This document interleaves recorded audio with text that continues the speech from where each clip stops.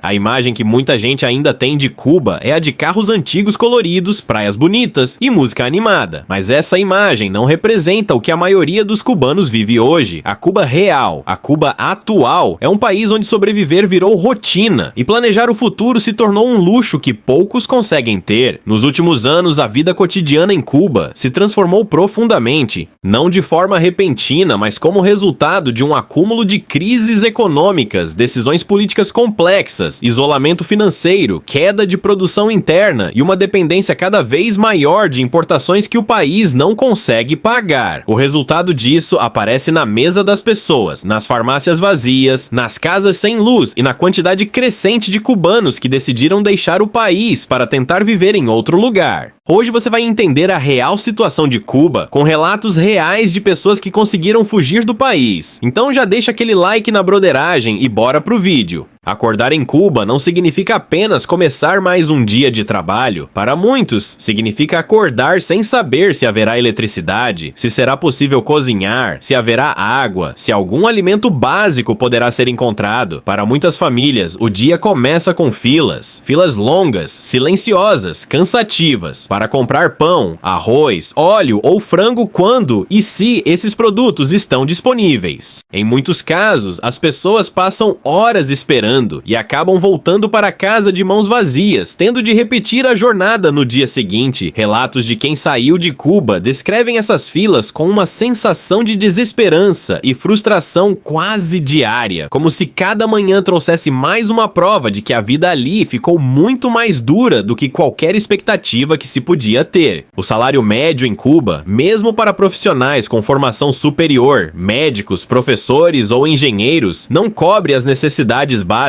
Muitos relatam que o salário mensal não é suficiente nem para comprar alimentos por 2 semanas, o que obriga grande parte da população a depender de ajuda de familiares que vivem fora do país, as chamadas remessas, que se tornaram uma das principais fontes de sobrevivência para milhões de famílias. Relatos de cubanos que conseguiram sair e estão vivendo no exterior confirmam que, mesmo com empregos modestos, a vida fora da ilha proporciona alguma estabilidade financeira que simplesmente não era possível alcançar em casa. Mas nem todos recebem ajuda. Quem não tem parentes no exterior enfrenta uma situação ainda mais dura. Há relatos frequentes de pessoas que reduzem o número de refeições diárias, de adultos que começam a pular refeições para que os filhos possam se alimentar, e de idosos que sobrevivem com dietas extremamente limitadas, muitas vezes sem proteínas ou nutrientes essenciais. Em entrevistas e vídeos compartilhados por cubanos que passaram pela experiência de sair do país, essas histórias de recusar comida para priorizar filhos e netos aparecem repetidas vezes como um motivo decisivo para buscar um futuro em outro lugar.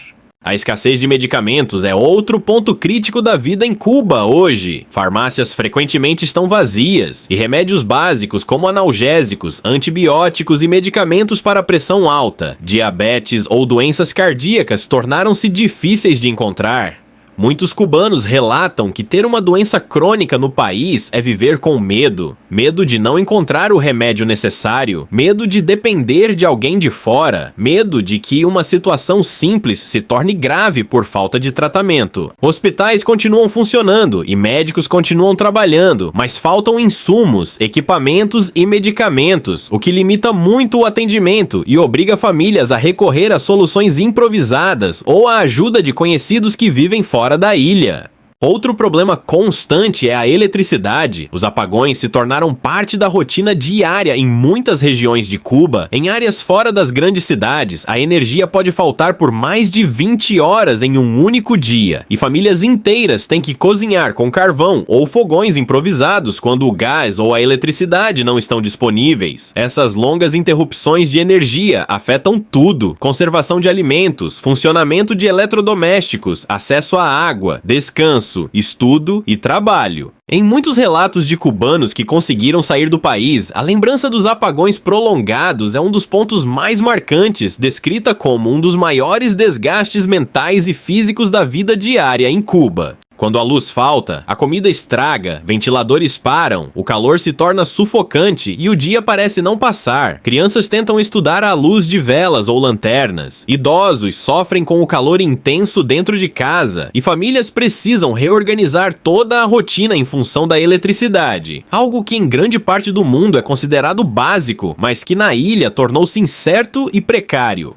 As condições das moradias também refletem o desgaste do país. Muitos prédios, especialmente fora dos centros turísticos, estão deteriorados com infiltrações, risco de desabamento e falta de manutenção. Em várias cidades, não é raro ver edifícios antigos sustentados por improvisos. Reformar uma casa é caro, os materiais de construção são escassos e o Estado não consegue atender a demanda, deixando muitas famílias em condições habitacionais que, para quem saiu do país, parecem versões contemporâneas de cidades que perderam todo o suporte estrutural.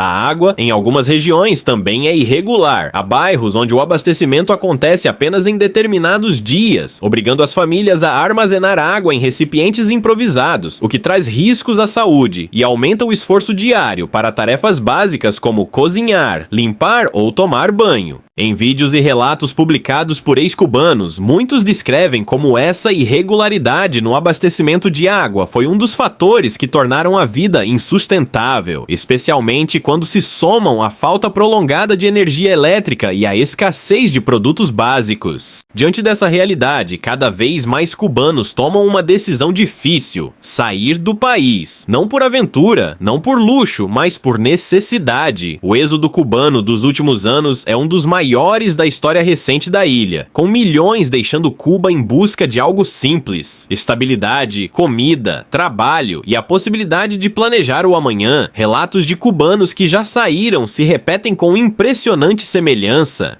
Muitos dizem que a maior mudança depois de deixar o país não foi apenas financeira, mas psicológica. Dormir sem a preocupação constante com a próxima refeição, acordar sabendo que haverá luz, água, transporte e remédio, ter a oportunidade de trabalhar em um emprego onde o salário tem algum valor real. Essas são as transformações que muitos citam ao comparar a vida antes e depois de sair de Cuba.